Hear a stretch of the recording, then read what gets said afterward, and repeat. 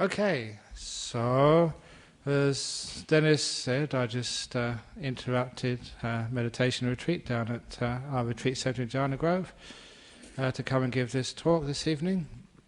The retreat finishes tomorrow evening, and so obviously my mind has been full of talks on meditation, and so I thought I'd drag one of those talks out and recycle it today. Recycling is all the rage. But not just to recycle it, because it's an interesting aspect of how, not just to meditate, but just how to let go of difficulties in your life. This is the talk on the 4 ways of letting go. And this is straight from a Buddhist teaching, in fact the first teaching of the Buddha is part of that teaching.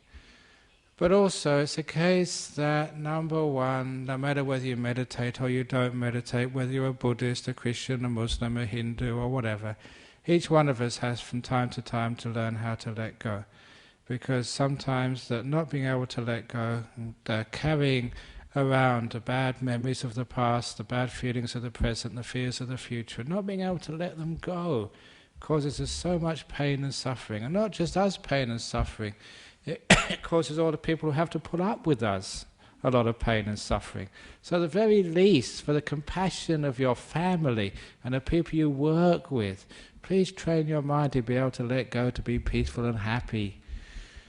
And so that's one of the reasons I decided to be happy, out of compassion for all the people who have to put up with me. That's a very good reason. So, you learn something in Buddhism called how to let go. And by learning how to let go, it doesn't mean you let go all the time and become a monk or a nun. Even if you do become a monk or a nun, you still have to work hard, you have to keep your responsibilities.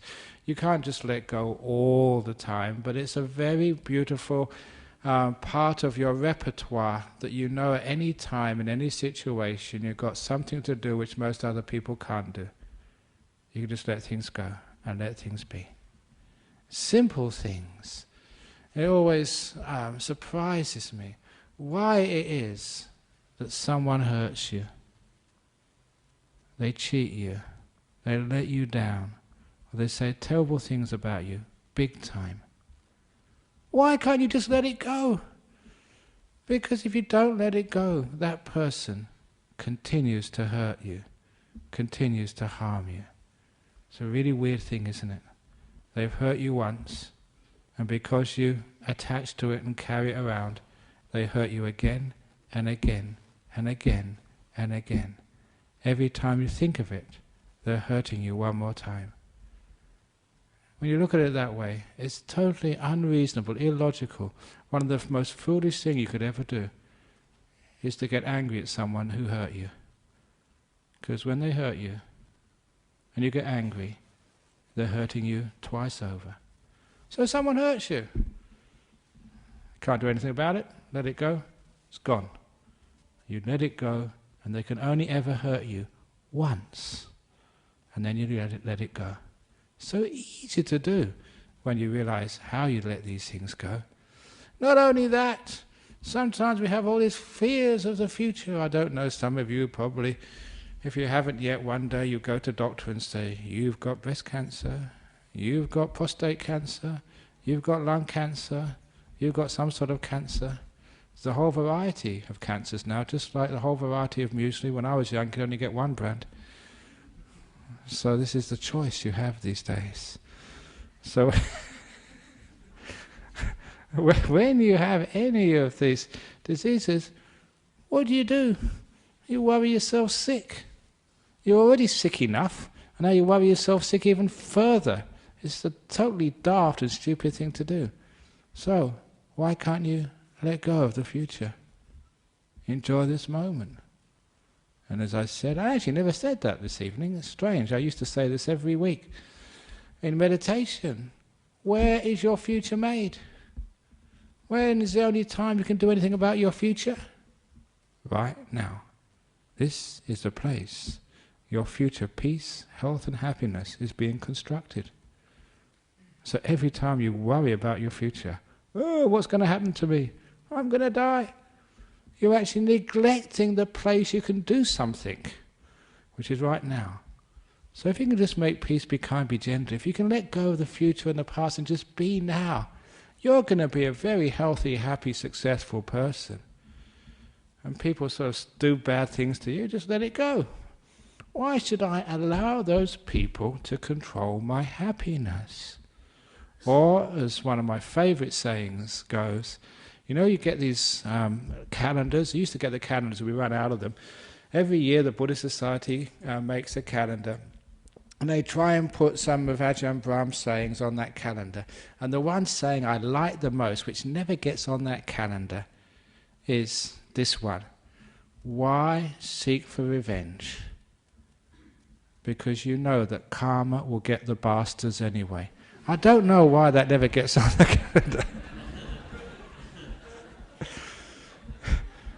But it's a good one, isn't it? You don't have to do anything. Karma will sort it out. Leave it alone. You let it go. The trouble is, we all know it's a reasonable thing to let it go. It makes a lot of sense. But you can't do it. Which is why we teach the 4 ways of letting go. Instead of saying let go, how do you let go? Tell me how to let go. And now the Buddha is going to tell you how to let go with the 4 ways of letting go. The first way of letting go, it was starting off with an old experience with my teacher, Ajahn Brahm, a long time ago. We were walking back from alms round, and the great teacher, they always find an opportunity to sort of, give you some teaching. But not these teachings with so many words and big concepts. Just simple, down-to-earth teachings which once you hear you think, crikey, that's really good. And you remember it, and it changes much of your life. What he did on this occasion, walking back, he picked up a stick. There's forest all over the place. Picked up a stick and turned around and says, Brahma Wangso, is this heavy? Is this heavy? Not now. I was very careful I didn't throw that too far, and I wonder why I was going to bust. It's only heavy when you hold it. But if you let it go, it's got no weight at all. Profound, simple, and unforgettable. So what heavy things have you got in your life right now? Job, cancer, relationship problems, money problems. Is that heavy? It's only heavy when you hold it. So why on earth can't we let it go? Why can't we throw it away? At the retreat, I told all those people who were still worried about their family, worried about their job, to get a stick in the forest in Jhana Grove and either get a pen or carve my family on the stick. Look at that stick, that's my family, and throw it as far as you possibly can. So you're free for 9 days. And you can change that. You can put my job. You can put, my husband, my wife, my kids, my life. Throw it away. Because what that does, it gives you an understanding that the first way of letting go is chucking things out. Because you live such complicated lives.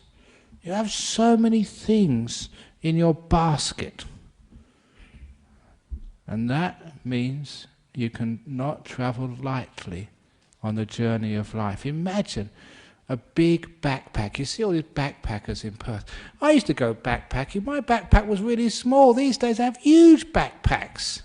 Just wonder what they got in there. What do you actually need in there? Probably got their computer, and they didn't have computers in those days. Just go to a box as a phone if you want to read. Don't have to have your own phone, but you have very light in those days. They get big backpacks. Imagine you've got a big backpack on, and it's really heavy. It's full of all these, not just clothes, but rocks, heavy granite rocks, and you walk through life with this, and you just don't know how to take it off and put it down. You're going to get very tired. You're going to get very sick. And you're going to have no happiness at all. You're going to be so grumpy because every moment of your life you're exhausted. Do you feel exhausted? In your mind? Why? Because you've been carrying too many things in the backpack around your mind. So we actually look in that backpack. What can I throw away? And this is the first way of letting go. See what you can jettison, see what you can throw away. It's amazing. You can throw away many, many more things than you could imagine. And nothing goes wrong. If you throw away all this concern about your future and past, actually nothing goes wrong. That's the first big stone to get out of your backpack and throw away. I don't know about your history. Has it been a good history or a bad history? I haven't got a clue, because I threw my stone out a long time ago. So you're free of your past. The past is a prison. It's a cell with an open door. You can walk out any time you like. But a lot of times, just like people who've been in prison a long time, they're just a bit afraid of leaving. They've been used to that prison cell. So much so, it's hard to walk out. But once they have the courage to let go of the past, just like the prisoner walking out for the first time, freedom. I feel so good and so happy. This big burden, this big pain, this big rock, I've let go of. Isn't that wonderful? So, see if you can look at your past. Even get a stick in the forest, write my past on it, and throw it as far. Even better, get a rock, spray paint past on it, and throw it in the river, and let it sink with no trace left behind. And then imagine how free you feel. You know, you can do this, you can let go of these things. But when we don't have the courage to let go, the first way of letting go with throwing things away is have someone convince you it can be done and it's good to do. A lot of times we think we shouldn't. A lot of times we think we can learn from the past. You don't learn from the past. You actually get a lot of pain from the past. You learn much more from letting go of the past than you do from keeping the past. So we just allow it just to disappear. And as for the future, what might happen next? At the retreat, people were telling me about 2012, when the world is going to end. The tectonic plates are going to shift. There's going to be tsunamis. There's going to be earthquakes. So, forget about having a mortgage. You don't have to pay it off for another 2 years. Of course it's not going to end in 2 years' time or whatever it is. You don't think about that. In fact, I saw in Indonesia, people were talking about it, even in Indonesia, in the islands over there. And I said, look, I volunteer my monastery and the whole Buddhist society of Western Australia with all its assets against your house. I'll bet. If the world ends, you get our monastery and the Buddhist Society of West Australia's assets. If it doesn't end, we get your house. No one took me up on it. Of course, that's not much of a deal. But people are so afraid of the future. And one thing I can guarantee you about your future, I can read futures, just like Ajahn Chah used to do. I can predict. And I predict the future of Australia. And I tell you, I won't be wrong. The future of Australia is uncertain.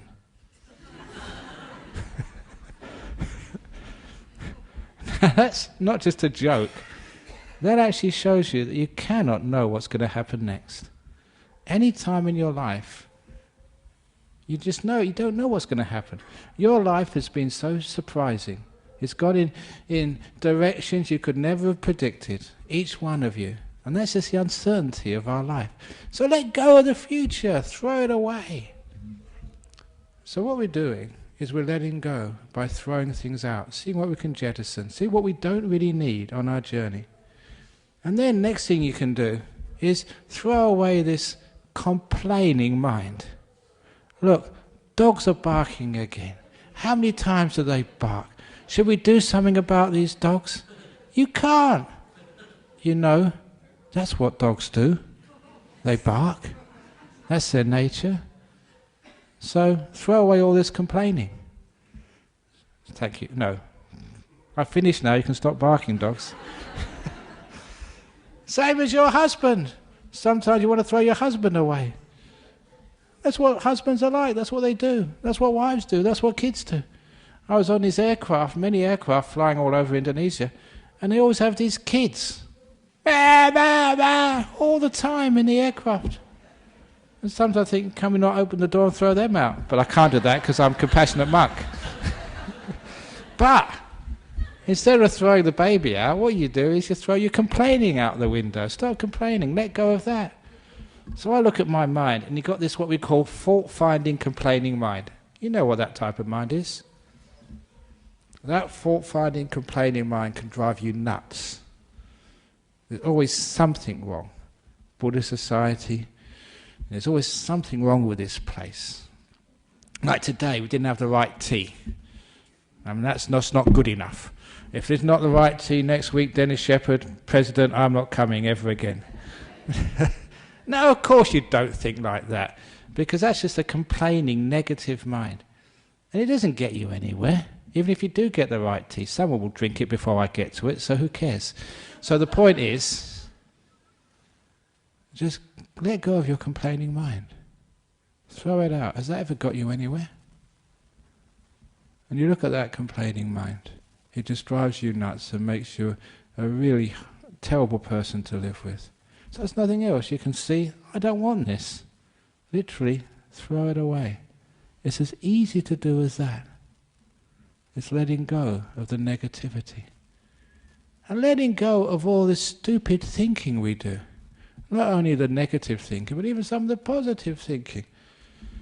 Because we think far too much, and that stops us getting any peace in life. Whenever you're thinking about life, you can't enjoy life.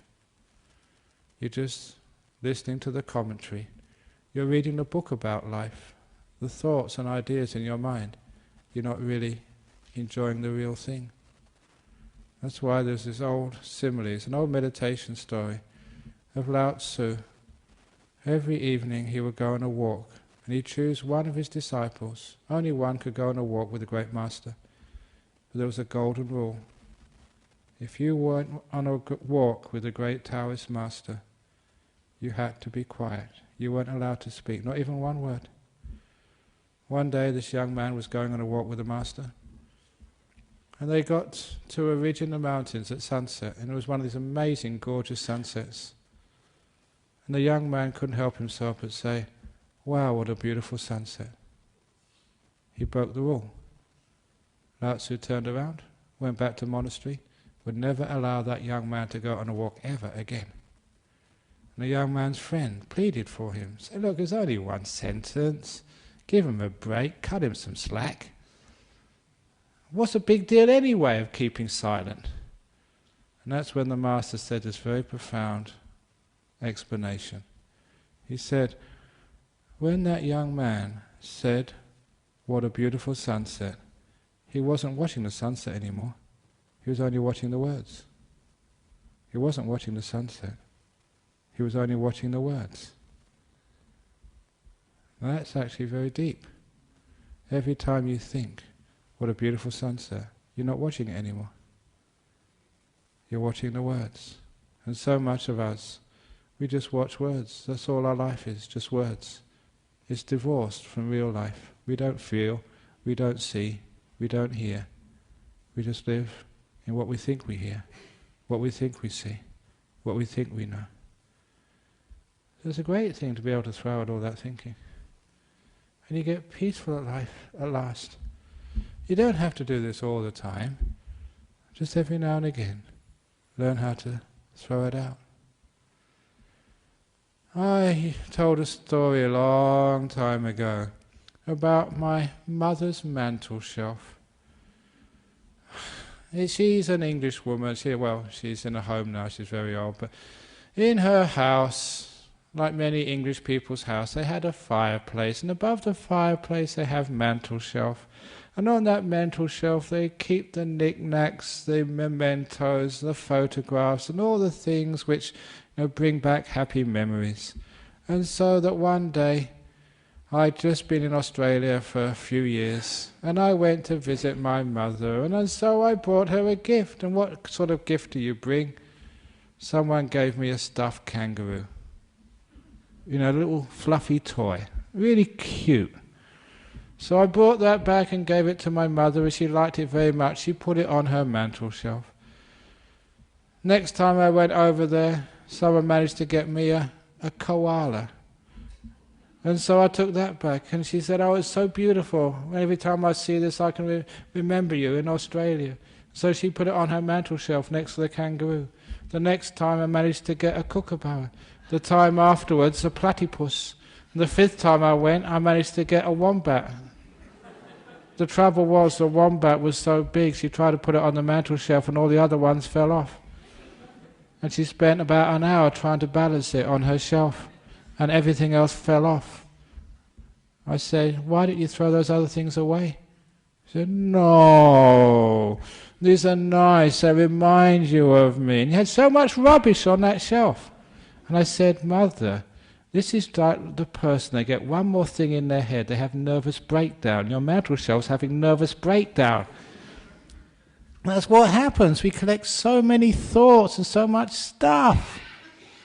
So if that was my mantel shelf, every time if I got a kangaroo, I'd just put that on. Everything else would be clear. And the next time someone gave me something else, I'd throw that one away and get something new. So one thing at a time in your head. And then your mantel shelf inside your brain never ever has a nervous breakdown. That's what I always do. I have all these jobs which I'm supposed to do. And I've just been on this teaching tour of Indonesia, all over the place. And I'm also spiritual director of Buddhist Society of West Australia, abbot of Bodhinyana Monastery, look after the nuns' monastery at Dhammasara, spiritual advisor of the Buddhist Society of South Australia, spiritual advisor, patron of whatever, Buddhist Society of Victoria, the director for Wat Buddha Dhamma in Sydney, spiritual patron of Bodhikusama Meditation Centre, director of Brahm Education Centre in Singapore, spiritual patron of Buddhist Fellowship in Singapore. What else am I doing? Oh, it's vice chair of the Australia Sangha Association. A few other things. I missed out a few. What is it? I forget now. Anyway, I've got all these jobs. But I only do one at a time. So when I'm sort of here in this building, I just put Buddhist Society of Western Australia on my mantel shelf. And that's all I am. And then as soon as I leave, I throw that away. And then I'm just teacher at Jhana Grove Meditation Retreat Centre. And that's the only thing on my mantel shelf. And as soon as I leave that and go back to Bodhinyana Monastery, I throw that away. Now I'm abbot of Bodhinyana Monastery. I just got one thing on my mantel shelf at a time. That's why you're sane and peaceful and happy. So throw things away and only keep one thing, the present moment, what's happening now.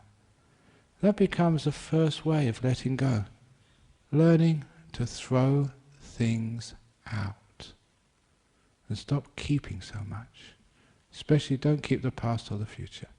Second way of letting go is just learning what freedom truly is.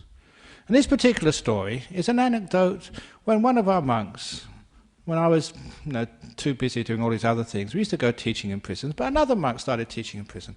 And when he started teaching in prison, it was in Casuarina prison, one of the top security jails. After a while, the prisoners there said, can you stay back a bit longer? We want to sort of talk to you, just find out about you.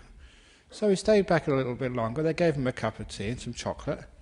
If you give a monk a cup of tea and chocolate, they're going to stay forever. So he stayed behind for a bit of tea and chocolate. And they started asking him questions about life in a Buddhist monastery in the West. What do you guys do?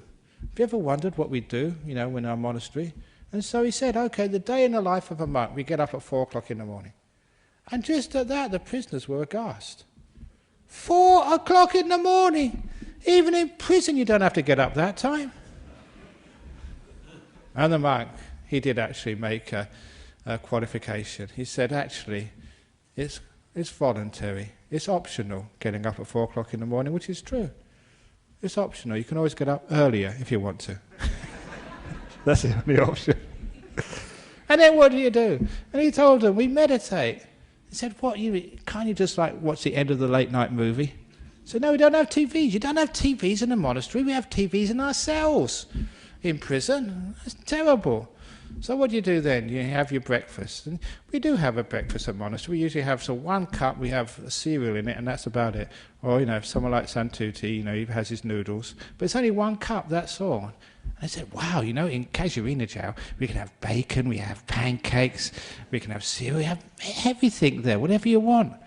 And he said, you know, why didn't you do that in the monastery? No, so we only have just a bit of cereal and that's it. And then what do you do in the morning?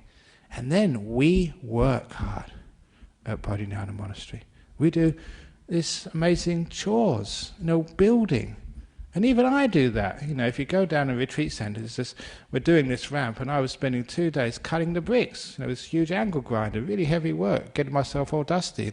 And I like some joining in when there's any concrete work. I tell the story once, was doing concrete work. When you do concrete work, even as the monk, you get it all splashed all over you. So, you know, it's boys being boys, and I'm still a boy. You know, still just maybe a bit old to be a boy, but I still like getting myself all dirty. So I get all this concrete on top of me. And as I was walking back to my hut to have a shower, you passed a Sri Lankan woman. And she was in this really expensive sari. She was visiting the monastery. And she came up to me, and I'll never forget this. She said, I've come to see the abbot, Ajahn Brahm. And I was thought very quickly. And I said, madam, if you go to the hall over there, he'll probably be there in about 15 minutes. That was enough time for me to go to my room, get a shower and get changed into some clean robes. And so I went up to the hall, and there she was waiting. And I said, I'm Ajahn Brahm. You know, she never recognised me. That's how dirty I was. And I gave her a nice talk, you know, about the monastery and about Buddhism and what we were doing here. And she was really impressed. And so just before she left, she said, you know, you've got a really good monastery and you're really a good monk, but if you don't mind me saying this, I saw this really dirty monk when I came here, and I think you should do something about that. I said, I'll talk to him later, ma'am. Which I did. So that's actually how hard we work. And when the prisoners heard this, again, they were really surprised. Because, yeah, I mean, in prison you have to do jobs, but I mean, they really take it easy in those jails in Australia. They said they'll never get us to work that hard. And they said, then you have your lunch. Yeah, we have our lunch. We have it, you know, many of you have been to a monastery, we eat it out of a bowl. Everything goes in one bowl. You know, sometimes it's true you do get curry on spaghetti. No, sorry, I've got that wrong. You got custard on spaghetti, that's right. Have you ever had custard on spaghetti? Why are you saying yuck for? You've never eaten it. But actually, you're right, it is gross. Sometimes you have custard on spaghetti. I've had ice cream on curry. Chocolate ice cream. Yeah, that's also yucky. Because, you know, you put it in your bowl, and for me, because I'm the senior monk, I put it in the bowl myself, and I give it to somebody to take up, because that's their duty. And by the time they're not really careful, they shake it all over the place. You know, I put it in the right positions when I start. By the time it gets up there, it's all over the place, but that's life. And they were saying that sort of in prison, actually, even when you go to solitary, you get a tray. You know, the custard is here and the spaghetti's over there. It's separate compartments. Don't you have compartments in your bowl? Have a look at our bowls. We don't have compartments. It all goes all over the place. That's disgusting. So what do you do in the afternoons? So we meditate. So, you know, can't you sort of, you know, play some music or sort of, you know, play a game of footy or something? No, we're not allowed to play footy. We just meditate all afternoon. So I didn't get bored. So no, what we're supposed to do? I suppose you hang out for dinner. Dinner? We don't have dinner in our monasteries. We just eat in the morning time. There's no dinner. So, or even in prison, they give you something to eat in the evening, and you have snacks throughout the day, whatever you want. So what do you do in the evening then? You know, can you play cards? You know, play Monopoly or something? Pass the time? And he said, no, we can't do that. Don't tell us, they said. You meditate, don't you? Yeah, of course we do. Oh, God. That must be terrible. And then what time do you go to bed? And the monk said, bed? Bed? We don't have beds. I sleep on the floor. They were absolutely disgusted. Even in prison they put you in a little cot with a mattress on top. Not in our monastery, I sleep on the floor. And anyway, the prisoners were actually really surprised. They're really surprised, but not only surprised, they felt sorry for this monk who'd been visiting them. And this is a true story. One of them was so upset that this man, who they got to like, was living in such a hard situation. One of them blurted out, that's terrible in your monastery. Why don't you come in here and stay with us instead? And they had a point. It is actually much more comfortable in any prison in Western Australia than in Bodhinyana Monastery or even in Dhammasaravanan's monastery. So why is it that people are trying to get out of jail and they're trying to break into our monastery to stay there? Waiting lists. And that got me thinking, what's the difference between a monastery and a prison? Prison is actually more comfortable. Monastery is much more harsher. What's the difference? The only difference is, in a monastery, people want to be there. In a prison, doesn't matter how comfortable it is, people don't want to be there. That's the only difference. And from that, you worked out there are many prisons in life. And I saw the many prisons I'd made for myself, and the many prisons other people continue to make for themselves. Any place you don't want to be, that's your prison. If you don't like this talk, and you're thinking, when's it going to end? This hall is your prison. You don't want to be here. If you're in a relationship which you don't like, your relationship is your prison. You don't want to be there. If you're in a job which is not giving you any satisfaction, another prison for you. Even in a body which is sick, you don't want to be here, your body is now a prison. Any place you don't want to be is a prison. However, it's a very easy way to escape from those prisons you make in life. You don't need to change your husband, your wife. You don't need even to change your job. You don't even need to get better with your sickness. All you need to do is to change your attitude and want to be here. When you want to be here, you're free. Doesn't matter sort of how painful, uncomfortable it is. As long as you want to be here, then you are free.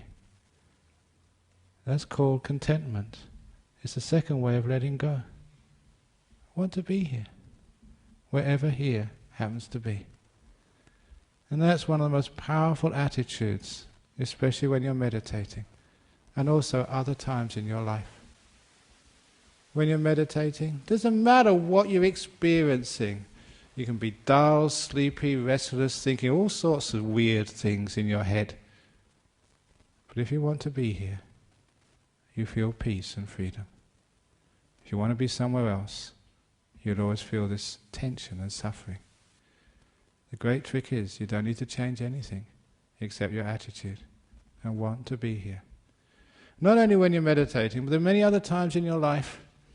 So you're stuck in a traffic jam. You've got no choice. It's not going to move faster because you get angry. So when you're stuck in a traffic jam, want to be there. And if you want to be here, it causes you no stress at all. You feel perfectly free and at ease and at peace in the traffic jams of your life. When you want to go somewhere and you can't. The only thing of stress is, I want to be somewhere else. I don't want to be here. Just like in a prison. If you want to be here, you're free. There comes a time when you're dying, you're sick and in pain. And I've seen so many people struggle at that time. And it's so sad and desperate to see. So when that's you, in your last moments of life, just all the struggle, it's not going to get you anywhere. There's no escape, you're dying. So don't make a prison of your body at the very end. Instead, want to be there. If you want to be there, you're totally free. That's the second way of letting go. Wanting to be here. The third way of letting go, this all comes from the Dhammacakkappavattana Sutta, the third noble truth. The Buddha said, letting go of craving leads to enlightenment. And I've already mentioned two of the ways he said to let go. The third way of letting go is called giving. Not ordinary giving, but giving, expecting nothing back in return. In this hall here, this hall has been built for a long time. There's no sign saying who gave this. There's no names of the donors of this place. Even in our retreat centre, which cost over 5 million. Many people donated, many small sums and big sums. But there's not even one sign in that retreat centre opposite our monastery of who gave what. There's a reason for that. Because we encourage giving, expecting nothing back in return. If you give donation and expect to have your name inscribed over the entrance of that hall which you donated, that's not called giving. That's called buying advertising rights, selling your name. That's not real giving. So for us, the way Buddha described it, it's giving expecting nothing back in return. So what does that mean in letting go? When you get married and have a relationship, are you giving? Or are you expecting something back in return? Are you really letting go? Too often we expect things back in return, and that causes a huge amount of suffering in life, when our expectations never get realized. You'll find that much of your life is expectations being frustrated, being thwarted. All the things were promised to you when you were young, which you expected from life. How many of them have you reached and got? Mostly very few. When you get married, when you get your job, when you get out and there into the workplace, when you go travelling, you have so many expectations. And the more expectations you have, the less you can enjoy the trip, which is your relationship or your life. If you can go into a relationship, giving, expecting nothing at all, see what happens, you'll get a huge amount of fulfillment. Even when you meditate, those people who meditate expecting to get something, they're the ones who cause all the problems. If you want to get enlightened, if you want to get peaceful, if you want to get rid of your cancer, if you're doing it to expect something, there'll never be any peace for you. That's why, again, quoting Ajahn Brahm, he used to say, you meditate not to get something, not to attain things, you meditate to let go. It's an act of giving, expecting nothing back in return, of emptying, of letting go. And it's a beautiful way of living life. Whenever I give any talks, I don't expect anything back in return, and usually I don't get anything. No, even this evening, not the right cup of tea. I don't expect it anyway. Who cares? So whenever you do anything, you give it, you don't expect anything back.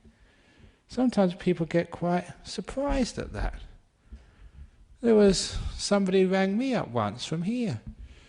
It was a Polish lady, actually, I remember her. And she rang me up and said, are you giving a talk tonight? And I said, yeah, I'm giving the talk tonight here in this centre. And he said, how much do you have to pay to get in? I said, nothing, you don't have to pay anything to get in, you all know that. And she stopped a while and she said, you don't understand me. How much money do you have to pay to get through the door? I said, madam, you don't have to give any money to go through the door. You just come in and listen. If you don't like it, you can go out again. And then she paused again. She said, listen, how much dollar and cents do I have to cough up to come listen to your talk? I said, madam, you don't have to cough up anything. You don't have to pay any money to go in.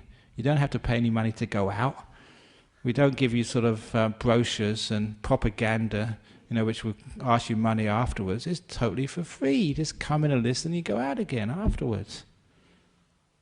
And then she paused. I always remember this pause, because I knew that she was really surprised. And then she asked with utmost sincerity, well, what do you guys get out of this then? She couldn't believe that you can do something expecting nothing back in return. You just give. That becomes such a beautiful way of living a life. To give expecting absolutely nothing back in return. Why? Because it's just a joy to give. I think I mentioned a few weeks ago here, every morning when I'm having my breakfast, the cat comes up to steal my milk. So, usually I've got enough, but sometimes I go without. At least I have half instead of the whole, which I usually have. And so I give it to the cat. Do I get anything back in return for the cat? No. Licks this thing, it sniffs and goes away. Never says thank you, not even a meow from the cat. You know what cats are like, so proud. But anyway, who cares whether the cat sort of lets me pat it or stroke or whatever? I don't care, I just love giving. So you do give, expecting nothing back in return. You give to your cats and dogs and other people. Sometimes mothers give to their kids. They just want to give. They're not thinking of getting anything back in return. That's a beautiful way of letting go. So why don't you give to life? Give all your kindness, your love, your energy to life, expecting nothing back in return. And then you know what letting go is, and what the spiritual life is all about. It's not what I'm getting out of this, it's what I can give. And of course I've given my whole life to this. That's why I'm so rich. Not materially, but with happiness and health and peace. That becomes a third way of letting go. Giving to your partner, not expecting anything back in return. Giving to life, not expecting anything back in return. Giving all your energy to this moment, expecting nothing back. It's called the third way of letting go. Just no expectations. When you have no expectations, life becomes so interesting. You're not demanding anything, just life gives you so much. And usually it gives you what you least expect. And you have much more fun that way. You don't anticipate things. All the gifts of life come as a great surprise. I never expected that. Isn't that wonderful? Life becomes far more enjoyable that way. And the fourth way of letting go is called having the Teflon mind, where nothing sticks to it. So you have this beautiful experience now. Don't try and take notes and try and remember what's being said so you can make sure you act this way in the future so you can be a better human being. You don't need to try to remember. These things will just stick in your mind anyway. So don't try and collect things and allow things to stick to you. You have this beautiful moment. Enjoy it now, knowing it's going to go. So you can be free for the next moment to come. And then let that go too. And all the happiness and the unhappiness of life never stick to you. Which means you can always be free for the next moment. Not allowing the last moment to influence this one. You just flow through life. And again, collecting no mementos. Expecting nothing for the future. Someone says something rotten to you, it just goes right through you. As I say, while we have two ears, if you look very carefully, one says in, the other one says out. So that way, we don't need to keep anything. That way, all of the, even the happy moments, we can let those go too, because be careful if you keep the happy moments. That gives you so much expectations, so much comparisons, it means you can't enjoy the next moment. Have to let go of all the moments, happy and sad moments, of the past. So you've got this mind, this body, this life to which nothing sticks, which means you can always enjoy whatever's happening next, not allowing the past to stop you being free in the present. And that especially goes with all your knowledge and understanding. Sometimes when we learn something, it sticks to us, and it makes us so, if you don't mind me saying, conceited, that we cannot face the reality of the present moment. People with too much knowledge can never understand the truth of now. That's why, one of my other favourite sayings is never allow knowledge to stand in the way of truth. Never allow knowledge to stand in the way of truth. Knowledge is all that you've learned, all you expect to be. Which means when you expect something to be, when you know what it's all about, it means that that blocks you from seeing the truth and the uniqueness of what's happening right now. And too many people even know too much about Buddhism even, so they can never understand it. They can never understand the truth of this moment, what's actually happening right now. They can never be at peace with this moment. They can never be free. They can never have real happiness no matter what happens to them in their life. And why? Because they always allow their knowledge to stand in the way of truth. So remember, all the knowledge is just the signposts. It's just the directions. It's not the real thing. And the last simile, an old simile but a great one. To understand what I mean by not allowing knowledge to stand in the way of truth, there was once a professor of philosophy here in Perth. Yeah?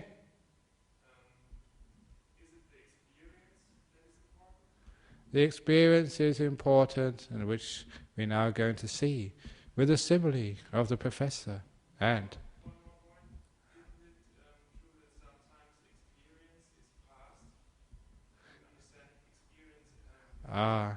experience is past is when it's interpreted from the knowledge of your past.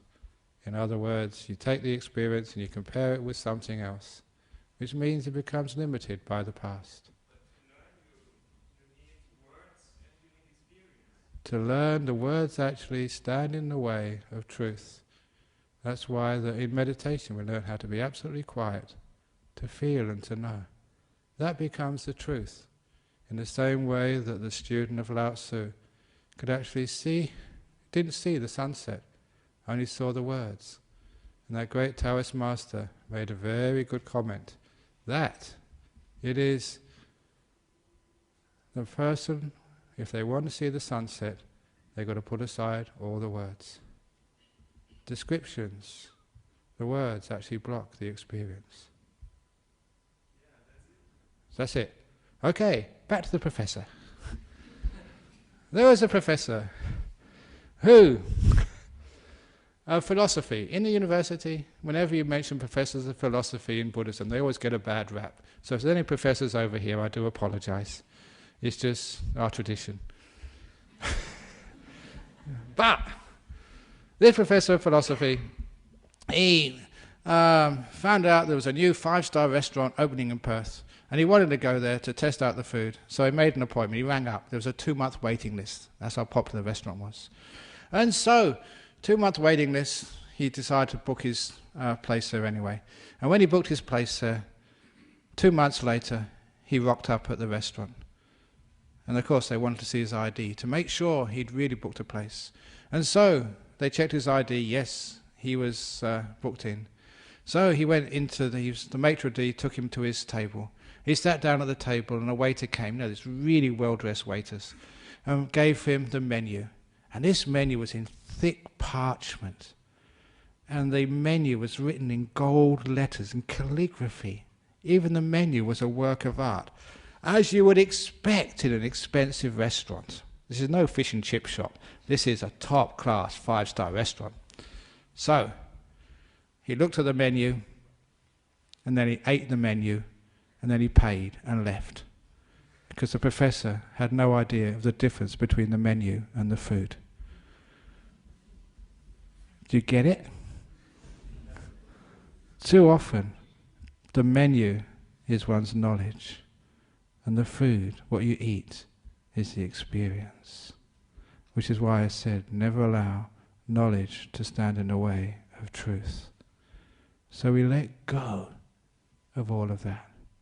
There's too many people who say, but the Buddha said, but Jesus said, but the experts say, but the government says, or whatever. So what?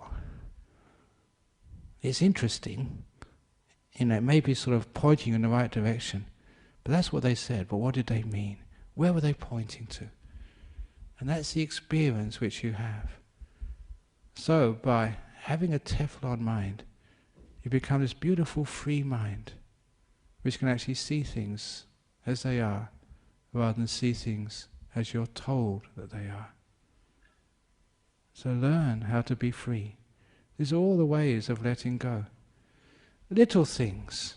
I was telling people at the retreat that I told a story, an example of this. In the 9 years that I was living in northeast Thailand, this was a place where Western culture had not reached.